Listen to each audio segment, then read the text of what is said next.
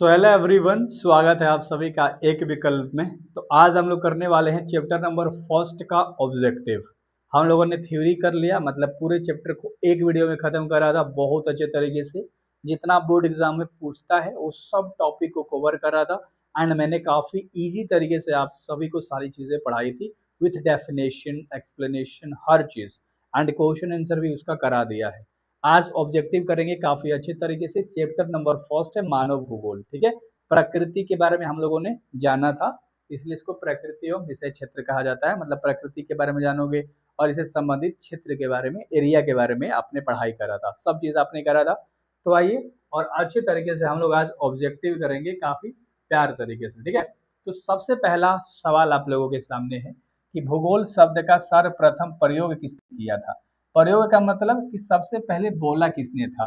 भूगोल शब्द, जैसे मैंने बोला भूगोल, तो पता नहीं मैं कौन सा आदमी हूँ, संखवा आदमी हो सकता हूँ, करोड़ों लाखों के बाद में बोलने वाला इंसान हो सकता हूँ, लेकिन कौन ऐसा व्यक्ति था जो पहली बार बोला था, तो इरेटोस्थनीज था। कौन था? इरेटोस्थनीज जो व्यक्ति था वो पहला बार बोला था, याद रख लीजिएगा।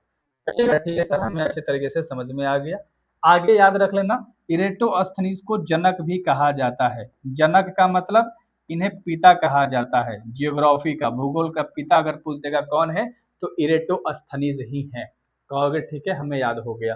तो इरेटोस्थनीज का नाम याद रख लेना, पहली बार इस्तेमाल करा था, और जनक भी इन्हें कहा जाता है। अगला सवाल आ भी गया कि भूगोल का जनक कौन है, तो इरेटोस्थनीज है। कौन है?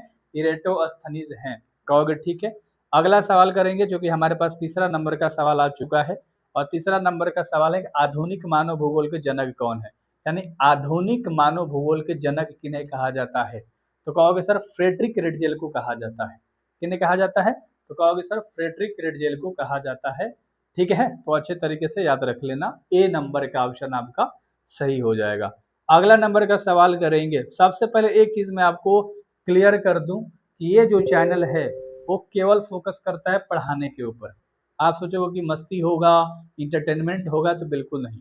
हम लोग जितना कम समय में हो सकता है वो पूरा चैप्टर आपको देने का प्रयास करते हैं, अच्छे तरीके से समय नहीं टालते हैं, 2 घंटे लंबे लेक्चर्स नहीं करते हैं, क्योंकि आपको केवल क्वेश्चंस करना है, करके आप चले जाओगे। टाइम पास करने से कोई फायदा नहीं है। तो काफी प्यार तरीके से पढ़िए, अच्छे तरीके से पढ़िए।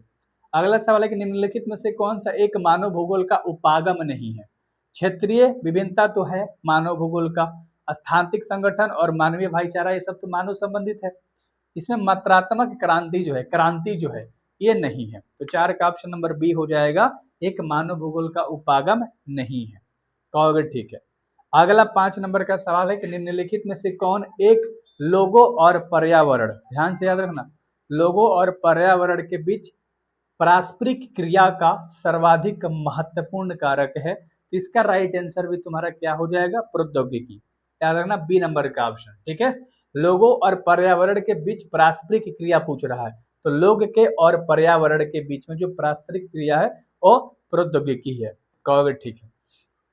अगला जो 6 नंबर का सवाल है वो कह रहा है कि एंथ्रोपोजियोग्राफी नामक पुस्तक किसने लिखा। मतलब एक किताब का नाम है एंथ्रोपोजियोग्राफी। अब एंथ्रोपोजियोग्राफी को लिखने वाले व्यक्ति थे रेटजेल। कौन थे? रेटजेल। इनका पूरा नाम अगर पूछ देगा तो क्या कहोगे? कहोगे फ्रेडरिक रेटजेल। क्या कहोगे? Friedrich Ratzel. तो इनका पूरा नाम याद रख लेना। कहोगे ठीक है सर, तो बी नंबर का ऑप्शन बिल्कुल आपका राइट हो जाएगा।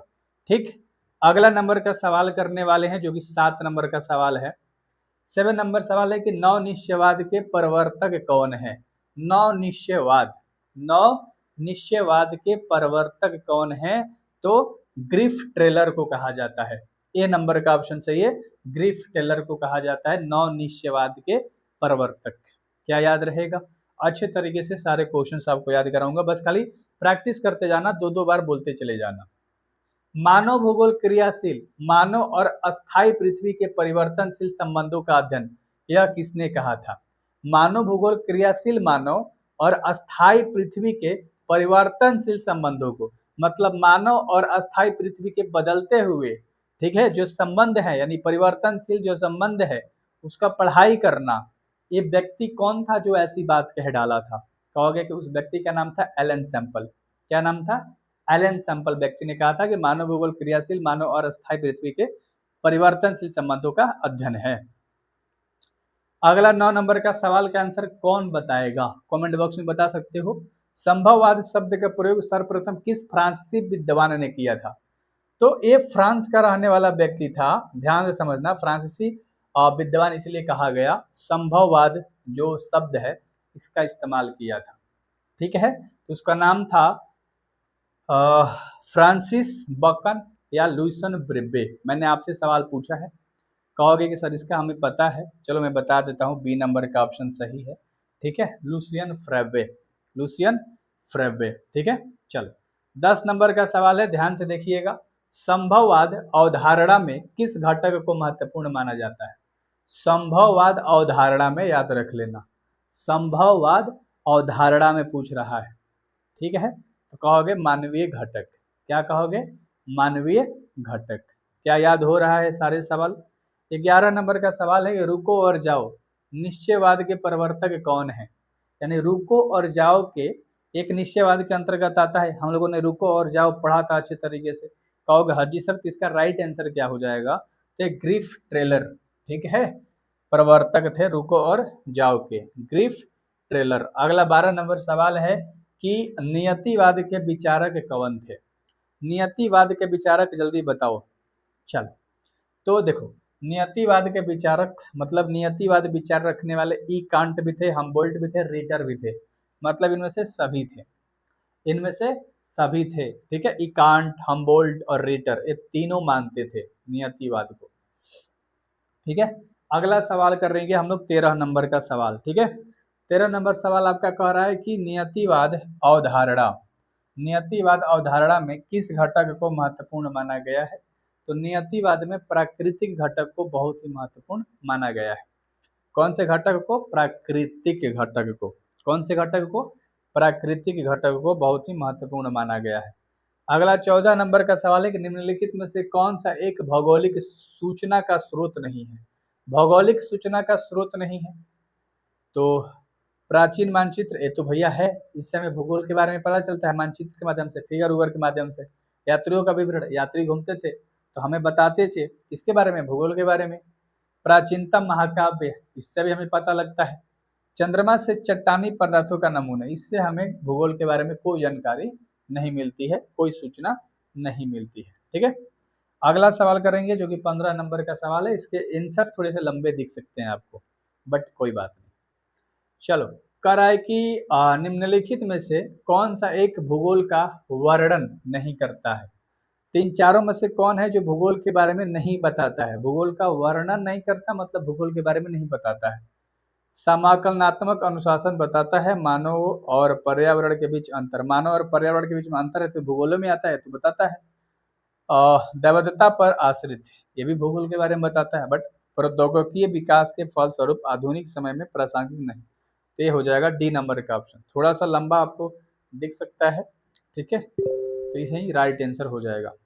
16 नंबर सवाल हम लोग करने वाले हैं, ध्यान से देखिएगा। 16 नंबर सवाल हम लोग करने वाले हैं, निम्नलिखित में कौन सामाजिक भूगोल का उपक्षेत्र नहीं है? सामाजिक भूगोल का उपक्षेत्र, लिंग तो सामाजिक का है, सांस्कृतिक भी समाज, ये दोनों तो समाज का हिस्सा है। सैन्य, सी नंबर का ऑप्शन तुम्हारा राइट हो जाएगा, सैन्य। ठीक है, निम्नलिखित में कौन विद्वान मानव भूगोल से संबंधित नहीं है? तो कौन ऐसा विद्वान है जो मानव भूगोल से संबंधित नहीं है? तो बर्ट्रेड रसेल। ठीक है, तो सी नंबर का ऑप्शन आपका राइट हो जाएगा, बर्ट्रेड रसेल। कहोगे ठीक है। अगला सवाल है, जस्टप्रीडियस नामक पुस्तक के लेखक कौन है? तो जस्टप्रीडियस को किसने लिखा है, जरा अच्छे तरीके से बता सकते हो तो बताओ।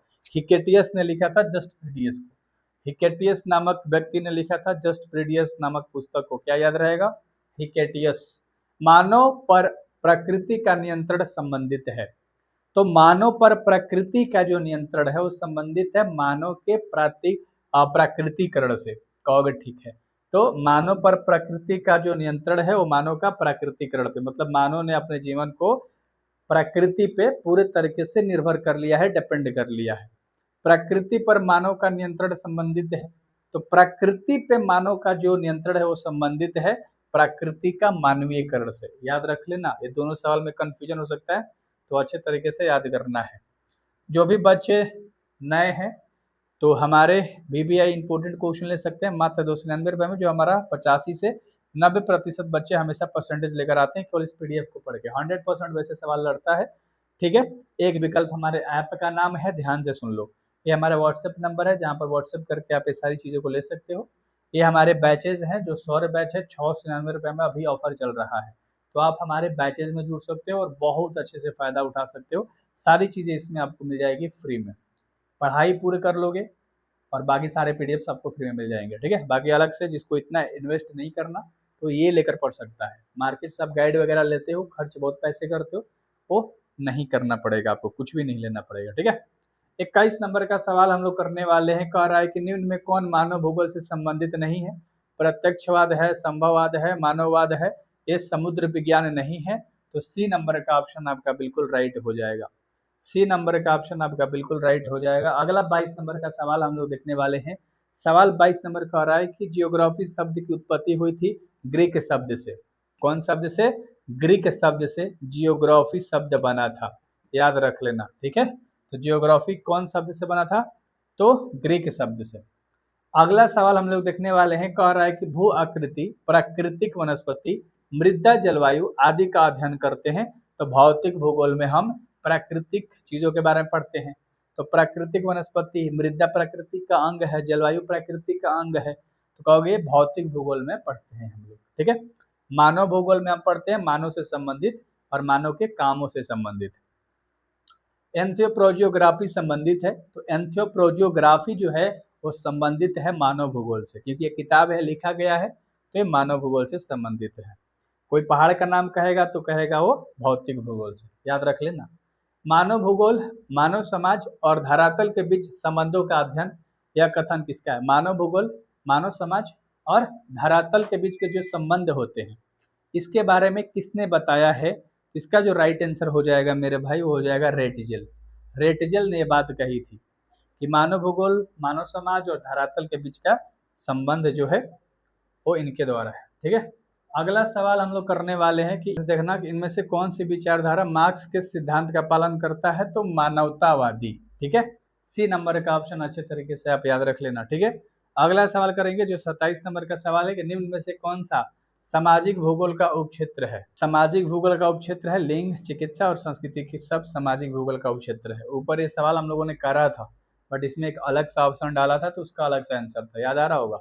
फ्रेडरिक रेटजेल के शिष्या का नाम बताओ, ठीक है। फ्रेडरिक रेटजेल की शिष्या का क्या नाम था? तो कहोगे सर एलन सैंपल, ठीक है। तो कुमारी एलन सैंपल नाम था रेटजेल की शिष्या का। किनके? रेटजेल की शिष्या का। अगला है कि जियोग्राफी इन 20th सेंचुरी, यह एक किताब का नाम है। ये किसकी पुस्तक है ये पूछ रहा है, तो ये जो पुस्तक है वो ग्रिफिथ टेलर का है। सी नंबर का ऑप्शन सही है, ठीक है। सी नंबर का ऑप्शन आपका बिल्कुल सही है। अगला सवाल करने वाले हैं जो कि 30 नंबर का सवाल है, ध्यान से देखना। 1990 का दशक भूगोल के किस उपागम के लिए जाना जाता है? तो 1990 का जो दशक है वो भूगोल के आधुनिकवाद, है ना, तो आधुनिकतावाद को दर्शाता है, यानी इसके लिए जाना जाता है। अगला सवाल करेंगे जो 31 नंबर का सवाल है कि निम्न में से कौन आर्थिक भूगोल का उपक्षेत्र है? निम्न में से कौन है जो आर्थिक भूगोल का उपक्षेत्र है? तो कहोगे सर संसाधन, कृषि और उद्यम, ये तीनों है, यानी इनमें से सभी हो जाएगा। संसाधन, कृषि और उद्यम ये तीनों है, यानी कि सभी हो जाएगा। अगला सवाल करेंगे जो कि 32 नंबर का सवाल है कि जियोग्राफिकल इंट्रोडक्शन ऑफ हिस्ट्री, ये जो किताब है वो किसके द्वारा लिखी गई है? जियोग्राफिकल इंट्रोडक्शन टू हिस्ट्री जो है वो लुसियन फ्रेवे के द्वारा लिखी गई किताब है। किनके द्वारा? लुसियन फ्रेवे के द्वारा लिखी गई ये पुस्तक है। अगला 33 नंबर सवाल है कि निम्न में से कौन राजनीतिक भूगोल का क्षेत्र नहीं है? तो राजनीतिक भूगोल का क्षेत्र नहीं है तो निर्वाचन भूगोल है, सैन्य भूगोल है, इनमें से कोई नहीं, तो ये तो नहीं होगा। चिकित्सा भूगोल, चिकित्सा भूगोल यानी सी नंबर का ऑप्शन, ठीक है। ये राजनीतिक भूगोल का क्षेत्र नहीं है। अगला सवाल है कि जनांकिकी निम्न में से किस भूगोल का एक उपक्षेत्र है? जनांकिकी जो है वो भूगोल के एक उपक्षेत्र है, तो कौन से पार्ट का है? ये 34 का ऑप्शन नंबर आप बताओ। कहोगे जनसंख्या भूगोल का यह एक पार्ट है, जनसंख्या भूगोल का यह एक पार्ट है। अगला 35 नंबर का सवाल है कि निश्चयवाद संकल्पना में किस घटक को महत्वपूर्ण माना गया है? निश्चयवाद संकल्पना में किस घटक को महत्वपूर्ण माना गया है? ये सवाल 2025 में आ रखा है। जरा इसका आंसर बता देना। कहोगे प्राकृतिक घटक। क्या? प्राकृतिक घटक। और अगला 36 नंबर का सवाल है कि पर्यटन भूगोल मानव भूगोल के किस क्षेत्र से संबंधित है? यानी जो पर्यटन भूगोल है वो मानव भूगोल के किस क्षेत्र से संबंधित है? तो कहोगे आर्थिक भूगोल से, क्योंकि मानव यहाँ घूमने जाता है। पर्यटन मतलब जिसे बाग बगीचा बना हुआ होता है अच्छा सा, ठीक है, कहोगे हाँ जी सर। तो वहाँ पर व्यक्ति घूमने जाएगा तो वहाँ पैसे खर्च करेगा, वहाँ पैसे देगा, टिकट वगैरह ये सब, तो वहाँ से पैसे बनते हैं, यानी आर्थिक भूगोल से ये संबंधित है। तो हम लोगों ने टोटल 36 क्वेश्चन करा। और ये इंपॉर्टेंट पीडीएफ या बैच में जुड़ना बिल्कुल ना भूलना। एक सब्जेक्ट भी आपको मिल जाता है और आपको सारे सब्जेक्ट की पढ़ाई करनी है फिर भी, तो हर चीज़ का पूरा ख्याल रखा गया है। अच्छे तरीके से आप लोग मचा सकते हो। So thank you very much everyone.